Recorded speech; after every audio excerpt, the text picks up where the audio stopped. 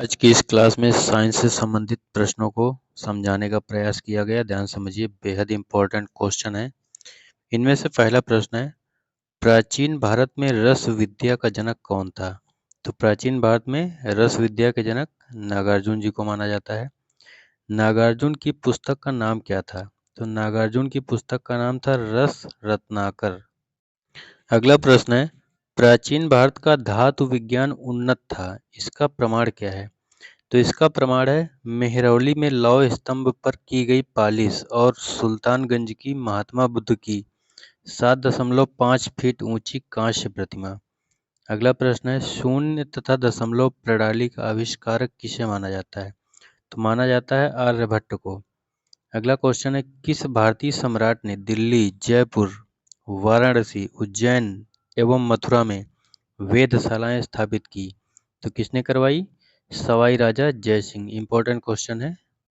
अगला प्रश्न है, भारत के राष्ट्रीय मानक ब्यूरो का नाम क्या है? तो इसको कहते हैं NIST।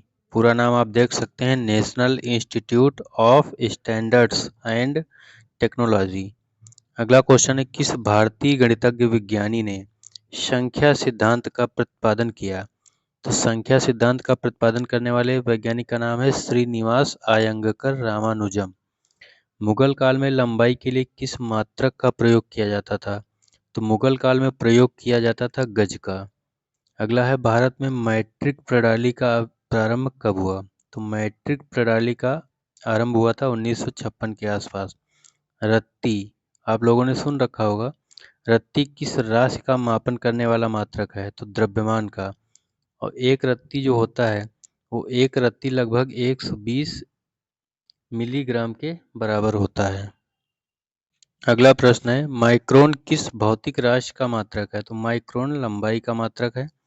1 मीटर में कितने एंगस्ट्राम होंगे? तो 10⁻10।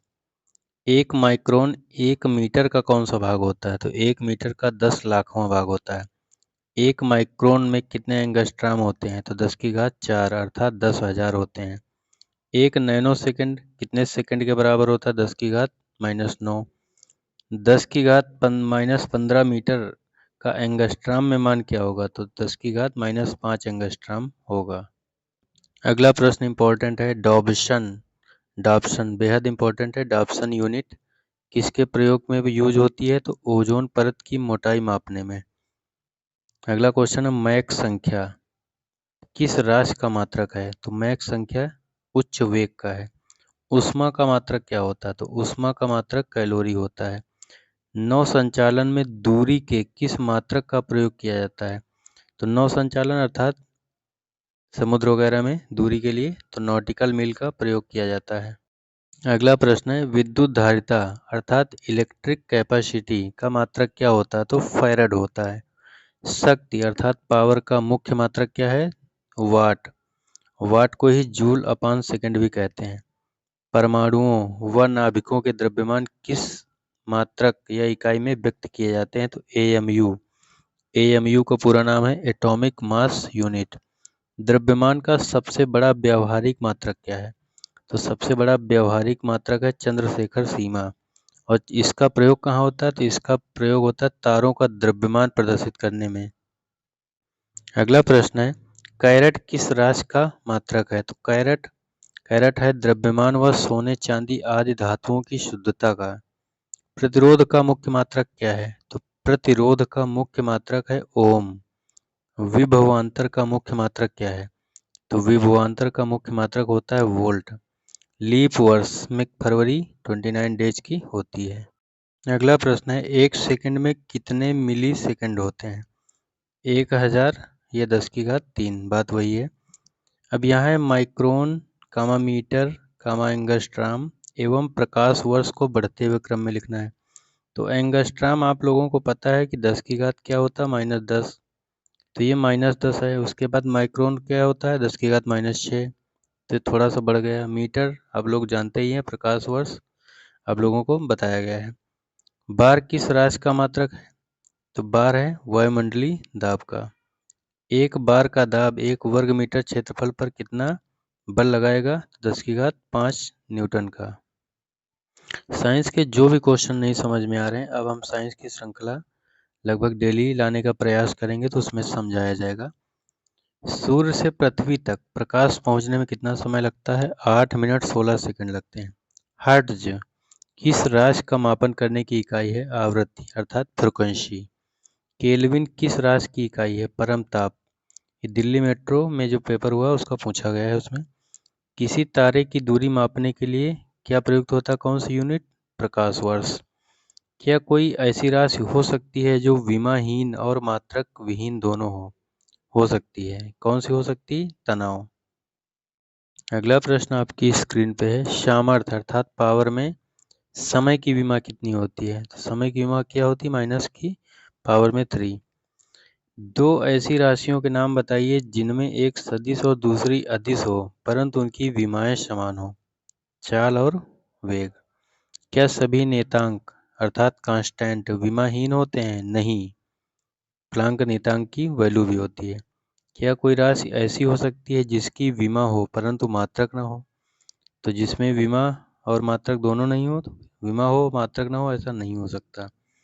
क्या मात्रक पद्धति अर्थात यूनिट सिस्टम में बदलने पर विमा भी बदल जाती है? नहीं बदलती है। 72 किलोमीटर प्रति घंटे को मीटर प्रति सेकंड में बदला जाएगा तो क्या आएगा? अब 72 किलोमीटर प्रति घंटे को बदलेंगे तो क्या आएगा? 20 मीटर पर सेकंड। कैसे आएगा? अब 72 है तो 72 को चेंज कर देंगे। 72 गुणे कितना? 5/18। 18 चौके 72, 5 चौको कितना आ गया? 20। अगला क्वेश्चन है प्रकाश वर्ष किसका मात्रक है? खगोलीय दूरी का। एसएससी स्टेनो में पूछा गया है। समुद्र की गहराई फेदोमीटर।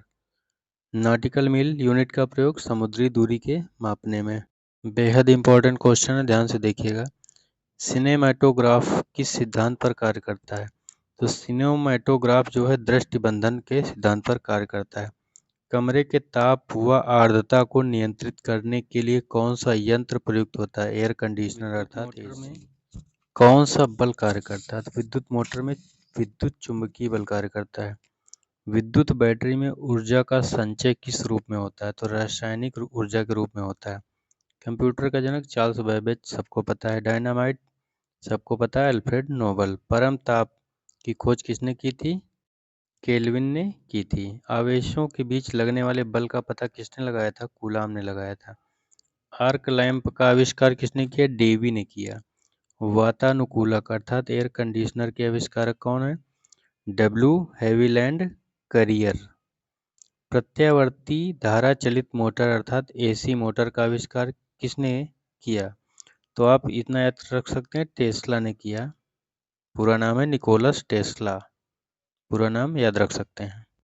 अगला क्वेश्चन है वायुयान का आविष्कार? राइट बंधु। बॉल पेन का आविष्कार? C Biro. साइकिल का? मैकमिलन। कैलकुलेटर का? B Pascal. मोटरसाइकिल का? बटलर। घड़ी में स्फटिक क्रिस्टल का कार्य किस पर आधारित है? तो स्फटिक क्रिस्टल का जो कार्य आधारित है दाब विद्युत प्रभाव पर।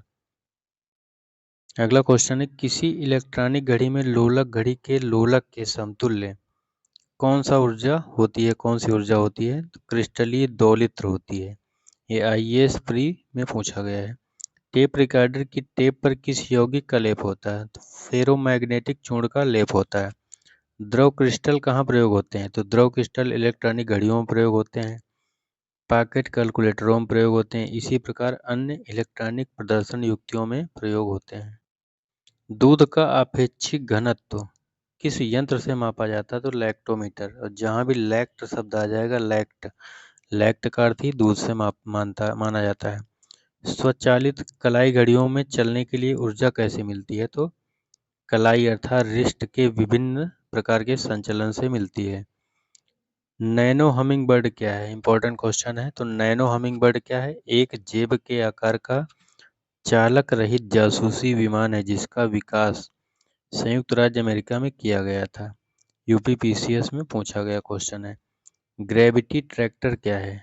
ग्रेविटी ट्रैक्टर यह है विशेष तकनीकी युक्त एक अंतरिक्ष यान है जो क्षुद्र ग्रहों को पृथ्वी से टक्कर लेने से बचाएगा। इसकी परिकल्पना एडवर्ड टीलू व स्टैमले जी लव ने 2005 में दी थी। बारूद का आविष्कार? रोजर बेकन ने। थियोडोलाइट मोस्ट इम्पोर्टेंट है। थियोडोलाइट यंत्र से क्या मापा जाता है? कोण मापा जाता है।